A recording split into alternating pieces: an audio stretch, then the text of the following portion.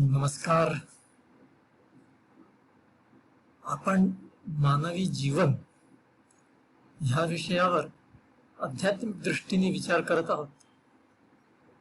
तर आज आपण त्यातच पुढे जाऊ. आपण वासना ह्या विषयावर जरा विचार करू. अध्यात्म मार्गावरील साधकांचा सर्वात मोठा शत्रू म्हणजे वासना. वासना इतक्या प्रबळ असतात की त्या मनात घर करून राहतात आणि मग दुसरे कोणतेही शहाणपण सुचत सुद्धा नाही.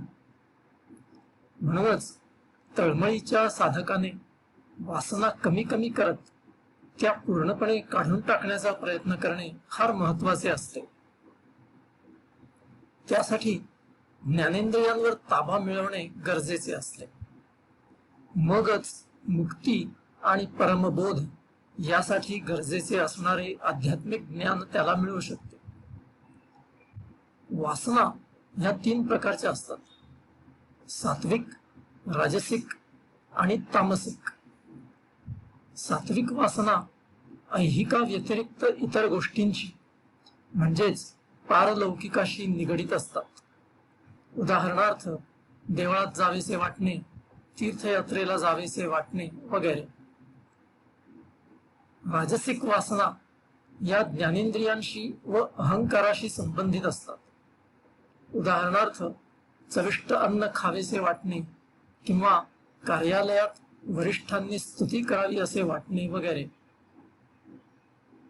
तामसिक वासना म्हणजे दुसऱ्याला इजा पोचवून स्वतःसाठी एक अघोरी समाधान मिळवण्याची इच्छा किंवा फक्त आळसात वेळ घालवणे वगैरे. जेव्हा जेव्हा आपल्याला एखादी इच्छा होते तेव्हा आपण स्वतःलाच विचारावे की ती इच्छा कोणत्या प्रकारची आहे. जर ती सात्विक इच्छा असेल तर ती ताबडतोब पूर्ण करण्यासाठी आपण पुढे व्हावे. कारण आपण जर तसे केले नाही व जास्त विचार करत राहिलो तर ती इच्छा दुबळी पडून नाहीशी होऊ शकते.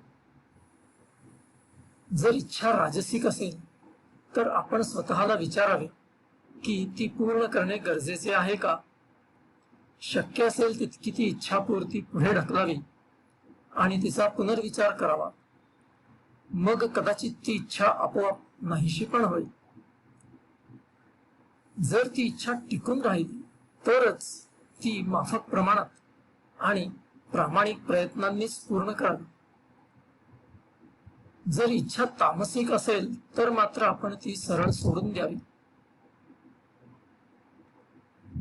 जर अध्यात्म असे सांगते की विषय वासना त्याज्य आहेत तर मग अशी शंका येते की आपण त्यांना बळी का पडतो.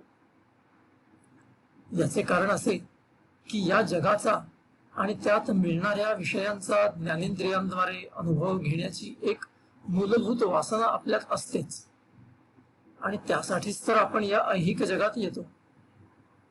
ही वासना हा आपल्या जडणघडणीचा एक भागच आहे. रजोगुणाचा मुख्य पैलू. रजोगुणामुळे आपण कार्यरत राहतो.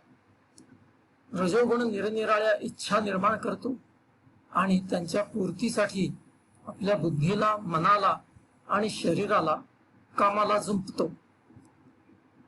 जर असे दिसले की आपली इच्छा पूर्ण होत नाहीये तर आपल्याला राग येतो आणि आपण आणखी जोरात प्रयत्न करतो. रजोगुण आपल्याला अशा प्रकारे एका दुष्टचक्रात अडकवून ठेवतो. म्हणून आपल्याला याचे भान ठेवावे लागते. आपल्या इच्छा दाबून ठेवण्याचा प्रयत्न करू नये, कारण त्याचा उपयोग होत नाही. केवळ इच्छा दाबून जर ती तीव्र असेल तर आपण आपल्या मनातील त्या संबंधातील विचार थांबवू शकत नाही. मग केवळ बाह्यतः आपण इच्छांचा त्याग केल्याचे दाखवणे पण मनात मात्र इच्छा अजून जिवंत असणे म्हणजे एक प्रकारे ढोंगच होय. त्यापेक्षा हळूहळू प्रयत्नपूर्वक मनाला समजावत इच्छा आपल्या पण कमी होणे हे अधिक योग्य. अगदी विषयसुख आपल्या इच्छेशिवायच सहज समोर आले तरी आपल्या मनावर ताबा ठेवण्याचा प्रयत्न करावा आणि त्या विषय सुखाचा मोह ठेवू नये. जसजशा आपल्या इच्छा कमी कमी होत जातात तसतसे आपले कर्म पण कमी कमी होत जाते. अशा व्यक्तीला कर्म करून किंवा न करून काहीच मिळवायचे नसते. म्हणून त्याच्याकडून जरी कर्म घडत राहिले तरी ते त्याला बंधक होत नाही. आता आपण अन्न या विषयाकडे जाऊया.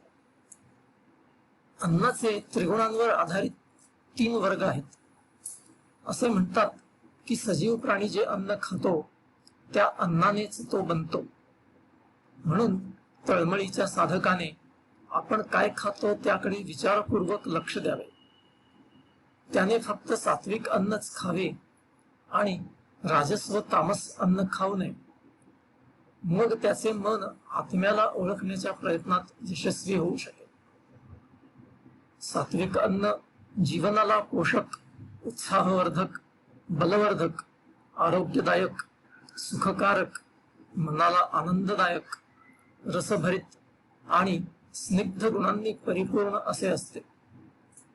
ते सत्वगुणांचे प्राबल्य असणाऱ्या लोकांना आवडते. राजसिक अन्न कडू, आंबट, खारट, मसालेदार अशा चवींचे, क्लेशकारक आणि रोगकारक असते. असे अन्न रजोगुणांचे प्राबल्य असणाऱ्या लोकांना आवडते.